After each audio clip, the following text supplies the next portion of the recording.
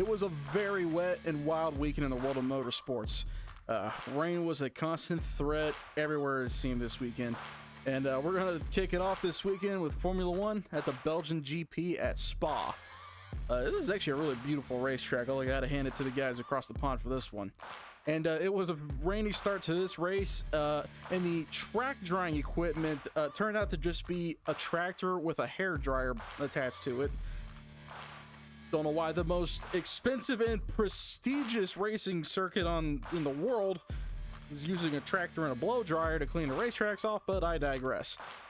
But it's the McLaren teammates up front, and Oscar Piastri takes the early lead, and it's just a McLaren domination the entire day. They gave up a little bit of their position for pit stops, which is very rare, and Piastri goes on to win his 6th race of the season over his teammate Lando Norris and Charles Leclerc in 3rd. And Piastri continues to extend his point lead going into the rest of the season. But back in the United States of America land, actually out in California where it's completely dry, no threat of rain ever, we have INDYCAR at the Grand Prix of Monterey at Laguna Seca. This is a very difficult racetrack.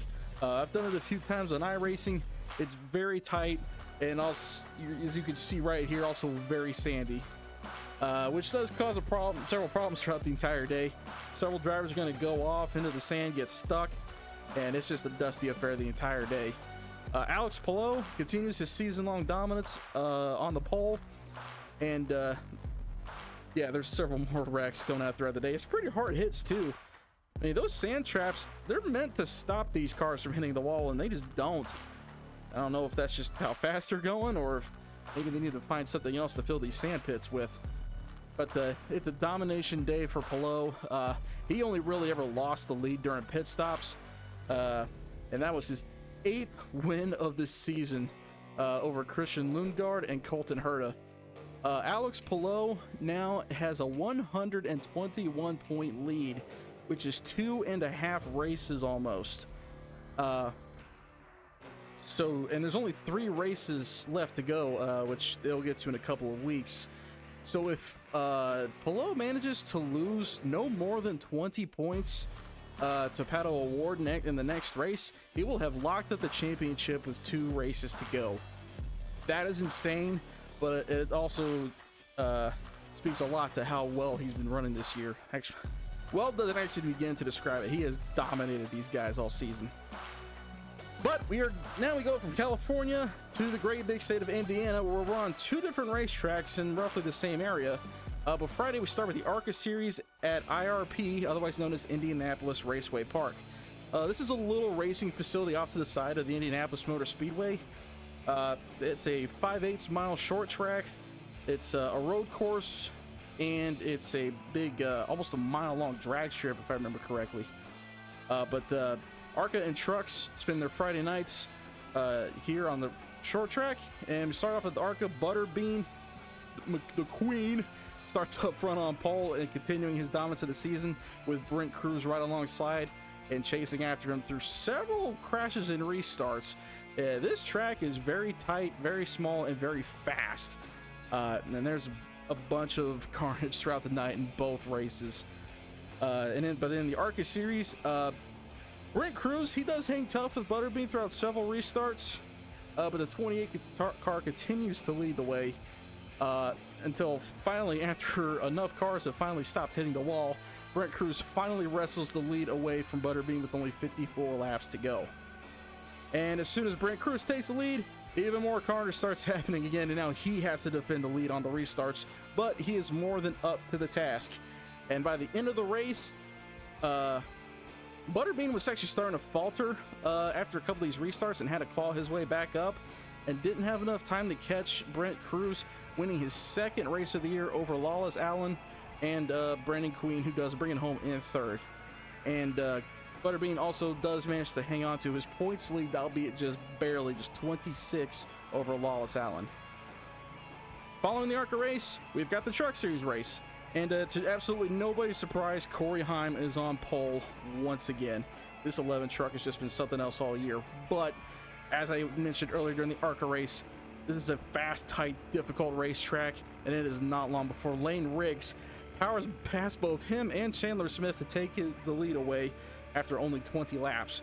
But don't get used to seeing him there, because it is a cycling rotation of leaders throughout the entire night. Cautions left and right, some bigger and smaller than others, but thankfully everybody was okay. And the restarts throughout this night are absolutely wild. Coming right off of turn 2, it was not uncommon to see 4 and sometimes 5 trucks wide off the corners. You might see that at a super speedway. You do not want to see that at a short track. Somehow that never caused a caution. I don't know how they managed to do it. Guess that's why they pay these guys okay money, I guess. But throughout the carnage and quite a few lead changes, we've got Lane Riggs. He did make his way back up to the front. He does scoot away and takes the win away from the Corey and Corey duo, that being Corey Day finishing in second and Corey Heim in the 11 truck in third. Heim obviously continuing to lead the points going into next weekend, which will actually be an off weekend for trucks, which is good because they've got quite a heck of a race coming up afterwards. But from the Raceway Park to the Big House, Indianapolis Motor Speedway, where it seems to be a common theme this summer, rain is a threat for both races. Friday was pretty clean. Saturday, not at all. I believe the Cup Series practice was already canceled for the morning. But for Xfinity Series, Sam Mayer on the pole with Nick Sanchez alongside him. And this track is very draft dependent, especially up front. For those of you who watch the INDYCAR race here every year, you know that drafting plays a huge part in even just being able to pass. And it's proving just as difficult with these stock cars. If you're up front, you're pretty much stuck where you're at for most of the entire day, barring whatever could happen on restarts. But Sam Mayer, he runs up front, completely dominates the entire first stage. And stage 2 pretty much goes off without a hitch as well. And the JRN brigade of Connor Zilic and Justin Allgaier go on to lead stage 2, with Allgaier taking the win in that one.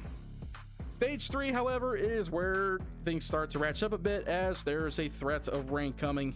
And when I say threat of rain, I mean it is imminent. It could happen any second. Everyone's looking to see if there's thunder in the area. Lightning clock is in effect, 30 minutes minimum, and they don't have a ton of daylight left.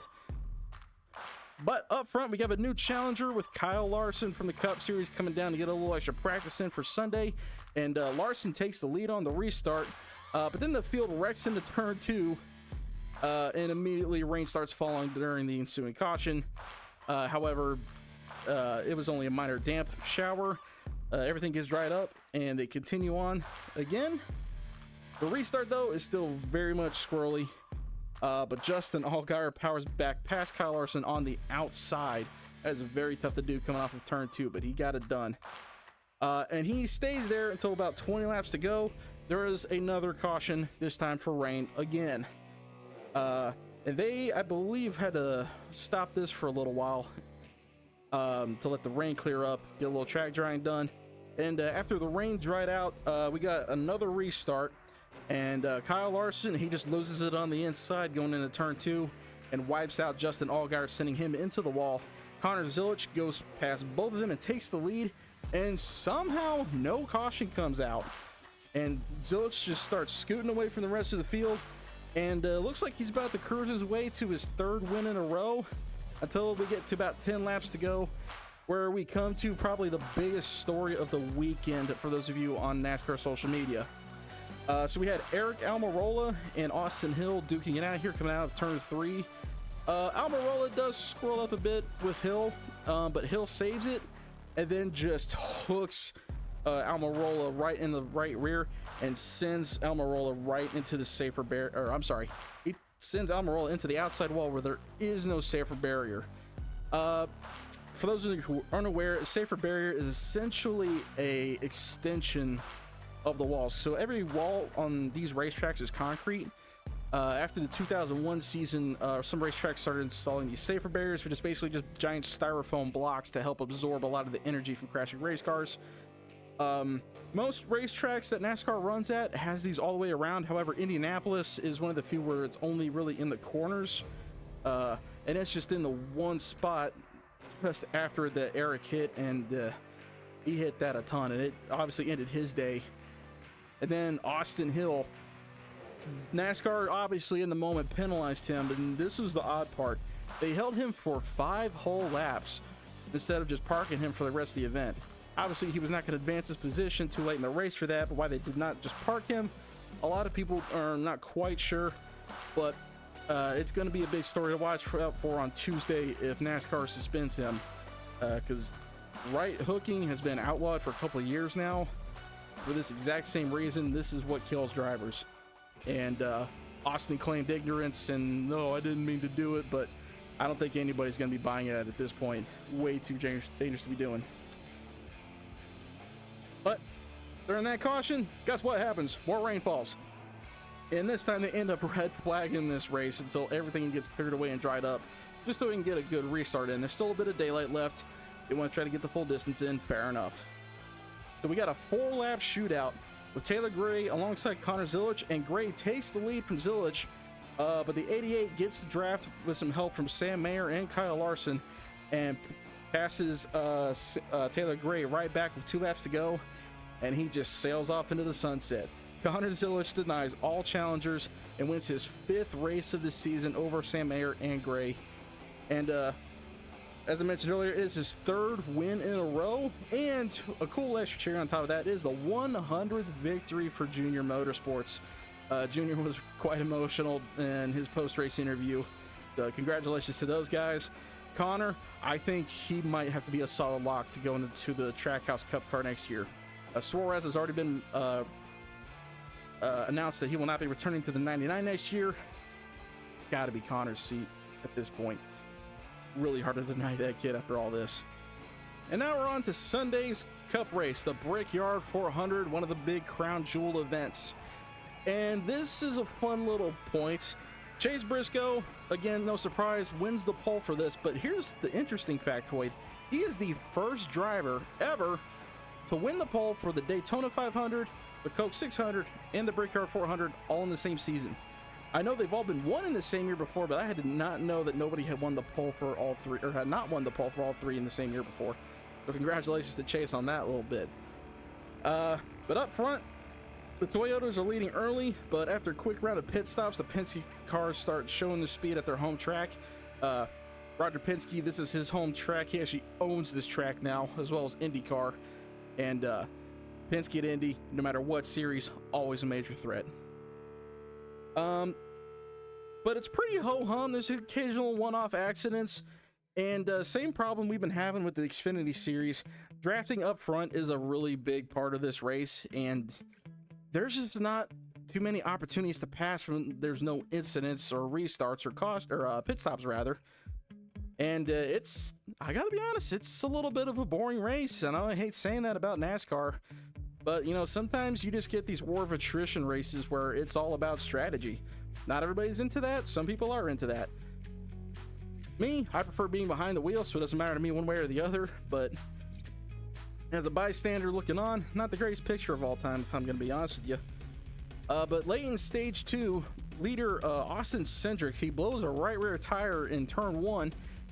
Miraculously, though, not bringing out a yellow. Makes it all the way back to pit road. Everybody's scrambling to try to get to their pit stops before the caution comes out, which never does. And then things start cycling a little bit finally. And it is a mad dash to the end of the stage where ultimately Ryan Blaney does get the green-white checkered flag.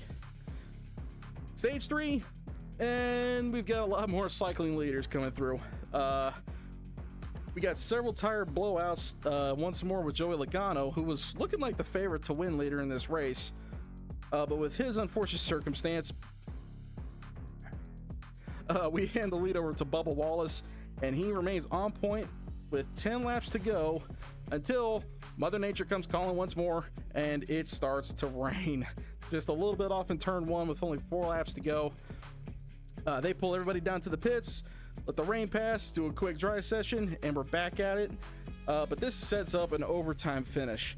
And apparently a lot of these guys were really starting to stretch the fuel mileage, and it was a really big question of just how many overtimes they can make it.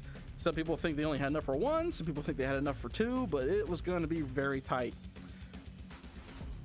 Overtime comes out, and we see Bubba Wallace and Kyle Larson fighting for the lead going through turn 1 and 2. Bubba ends up keeping the spot, but halfway down the backstretch, we got a major pileup, and we have just created a second overtime start. Now, fuel is once more a very big problem, and several teams, including Bubba Wallace, the leader, and William Byron, the third, are thinking we might have to actually pit here when the pit lane opens, but they don't. They decide to roll the dice and send it for one more attempt. Once again, Wallace and Larson send it off into turn 1 and 2, and Bubba takes this one a lot more handily, and Larson is completely unable to challenge him. They make it back to take the white flag. The race is official no matter what. Come down the backstretch once more, no problems, except the 24 William Byron, for whatever reason, the snake bites once more. Runs out of fuel going into turn 3 from third place, and unfortunately, William Byron gets snake bitten once more from third place. Runs out of fuel going into turn 3, and is going to end up 16th on the day, unfortunately. But Bubba Wallace, beating one of the defending NASCAR champions, one of the best there is, holds him off to win the Brickyard 400, stamps a 100 race winless streak. There's been a lot of talk about Bubba Wallace lately, especially with the 2311 lawsuits over the charter system. 2311 Racing is actually now an open team. A lot of people don't know this right now. They do not have their charters to go through the rest of the season. There could be a lot of money lost, but this is a really good moment for them. Denny Hamlin gets to join them and kiss the bricks, and that is it from Indianapolis Motor Speedway. I apologize for the ending of this one. I just had a sudden coughing fit. This is probably going to look weird in editing, but I'm dying. But next week will be a lot lighter affair. Formula One has got the Hungarian GP at the Hungaroring. What? Okay, thanks. Okay, Germany, got it. And NASCAR minus the Truck Series is going to be at Iowa Speedway, where we saw a lot of great action with INDYCAR a few weeks ago. NASCAR should be just as fun. But until that next time, y'all have a great rest of your evening. Catch y'all later.